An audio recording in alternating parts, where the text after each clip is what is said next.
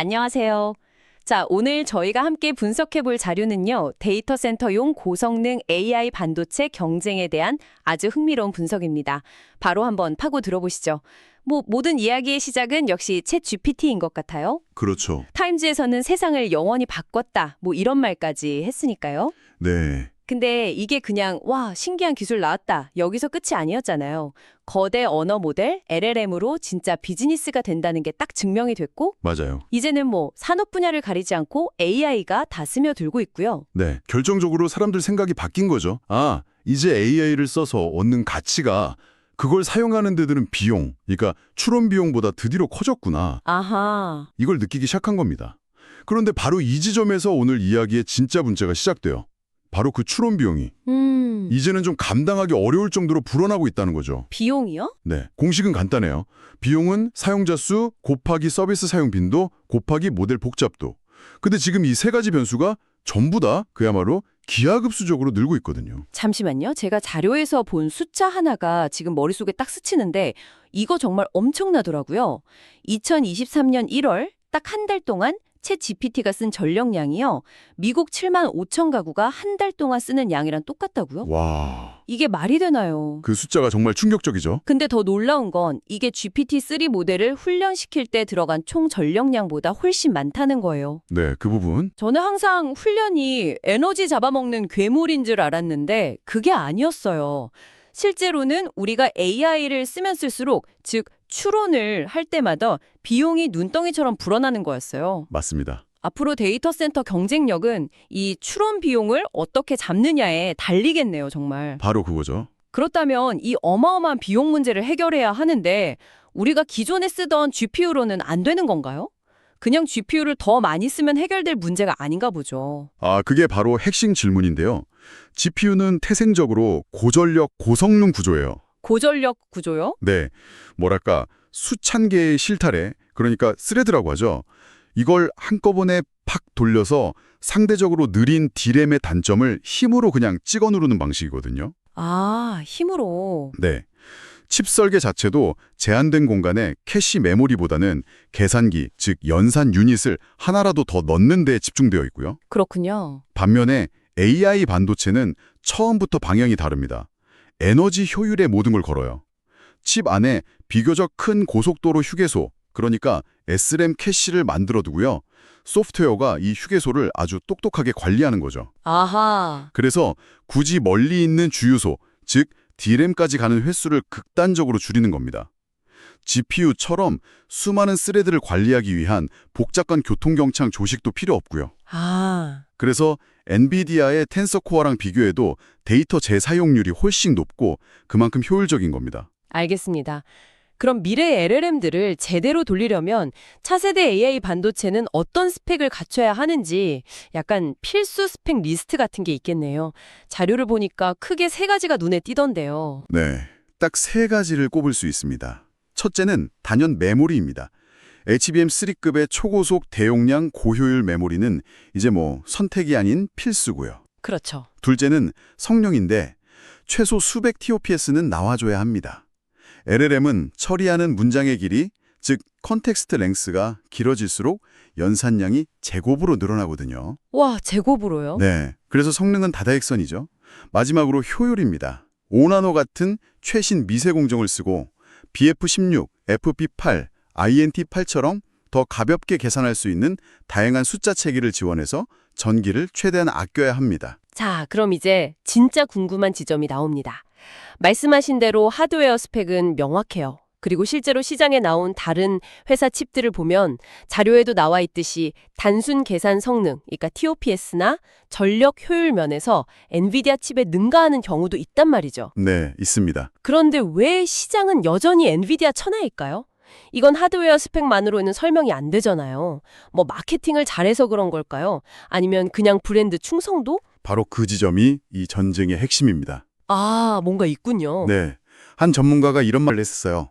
Software is the hardest word. 소프트웨어가 가장 어려운 문제다? 네, 모든 답이 사실 이 한마디에 다 들어있는 거죠. 실패 사례들을 보면 더 명확해져요.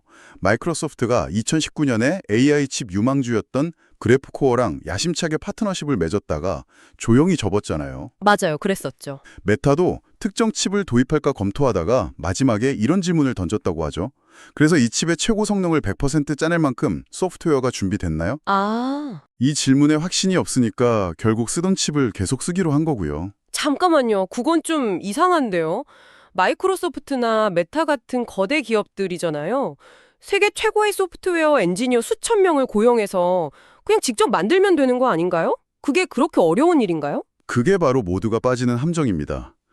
경쟁사들이 칩 하나하나의 성능은 어떻게든 따라잡을 수 있어도 엔비디아가 수십 년 동안 쌓아 올린 이 깊고 거대한 소프트웨어 생태계의 벽을 넘지 못하는 거예요. 자료에 인용된 전문가 말처럼 마이크로소프트 같은 공룡 기업에게도 선택지는 사실상 엔비디아 하나뿐인 상황인 거죠. 흔히들 엔비디아의 쿠다라는 플랫폼에 대한 종속성, 그러니까 락인 효과 때문이라고들 하잖아요. 네, 많이들 그렇게 얘기하죠. 근데 들어보니 단순히 쿠다에 묶여 있다는 것만으로는 이 모든 현상이 설명되지 않는 것 같네요. 더 큰 그림을 봐야 합니다. 사실 요즘 개발자들 대부분은 쿠다를 직접 코딩하지 않아요. 아, 그래요? 네, 파이토치나 텐서플로우 같은 편리한 프레임워크를 쓰죠. 그리고 이 프레임워크들은 점점 특정 하드웨어에 얽매이지 않는 중립적인 방향으로 진화하고 있고요. 그래서 진짜 문제는 쿠다에 종속됐다는 사실 그 자체보다 쿠다가 제공하는 수준의 압도적인 사용 편의성과 안정성을 다른 누구도 제공하지 못한다는 데 있습니다. 그리고 이 복잡한 소프트웨어 기술 더미에 가장 깊은 심장부에 바로 컴파일러가 자리 잡고 있는 겁니다. 컴파일러라. 이게 개발자가 아니면 좀 생소한 단어일 수 있겠네요. 그게 정확히 어떤 역할을 하길래 AI 반도체 전쟁의 성패를 가릴 정도인가요? 쉽게 말해서 만능 번역가이면서 동시에 최고의 전략가라고 보시면 돼요. 번역가이자 전략가요? 네, 두 가지 일을 다 하는데요. 첫째, 개발자가 파이토치 같은 언어로 만든 AI 모델을 AI 반도체가 알아들을 수 있는 기계어로 번역해주는 역할을 하고요. 아, 번역. 둘째, 번역만 하는 게 아니라 칩 안에 있는 수많은 계산기와 메모리들을 어떻게 써야 가장 빠르고 효율적으로 일할 수 있을지 최적의 작전 계획까지 짜주는 거죠. 와. 즉, 이 컴파일러의 수준이 이 AI 모델을 우리 칩에서 돌릴 수 있는가라는 실행 가능성부터 얼마나 빠르게 돌릴 수 있는가라는 성능까지 모든 것을 근본적으로 결정하는 겁니다. 와, 컴파일러가 그렇게 결정적인 역할을 한다니. 좀 더 구체적인 예를 들어주실 수 있나요? 왜 그렇게까지 중요한 거죠? 현실적인 이유가 세 가지나 있습니다. 첫째는 모델의 다양성 때문이에요. 요즘 AI 서비스 하나를 봐도 음성을 알아듣는 위스퍼 모델, 그림을 그려주는 스테이블 디퓨전 모델, 수많은 종류의 AI 모델이 동시에 쓰입니다. 그렇죠, 그렇죠. 만약 우리 칩이 특정 모델만 기가 막히게 잘 돌린다면 다른 종류의 요청이 들어올 때마다 서버는 그냥 놀고 있겠죠. 서버 활용률이 바닥을 치는 겁니다. 아, 비효율적이네요. 네, 그래서 어떤 모델이든 유연하게 처리할 수 있는 범용 컴파일러가 생명줄과도 같은 거죠. 그렇군요. 둘째는 알고리즘의 병화 속도입니다. 칩 하나 설계하고 만드는 데는 몇 년씩 걸리잖아요. 네, 오래 걸리죠. 그런데 AI 알고리즘은 훨씬 더 빨리 변해요. 불과 몇 년 전만 해도 누가 챗GPT 같은 게 나올 거라고 상상이나 했겠어요. 상상도 못했죠. 좋은 컴파일러는 지금은 존재하지 않는 미래에 갑자기 튀어나올 새로운 알고리즘까지도 포용할 수 있는 유연성을 갖춰야만 합니다. 그리고 마지막으로 최근의 알고리즘 비공개 흐름 때문입니다. 비공개요? 네. GPT-4처럼 최신 고성능 모델들은 기술 유출이나 안전 문제로 내부 구조를 절대 공개하지 않아요. 말 그대로 블랙박스인 셈이죠. 아, 컴파일러는 이 블랙박스 안이 어떻게 생겼는지도 모르는 상태에서 이게 제대로 돌아가게 만들고 성능까지 최적화해야 하는 엄청난 숙제를 풀어야 합니다. 이 모든 게 컴파일러의 역량에 당인 거죠? 그렇군요. 결국 엔비디아를 제외한 다른 회사들이 계속 실패하는 이유가 이 어려운 컴파일러 문제를 풀지 못해서라는 거네요. 왜 유독 다른 회사들은 이 문제를 못 푸는 걸까요? 그건 대부분의 회사가 따르는 개발 방식에 근본적인 문제가 있기 때문입니다.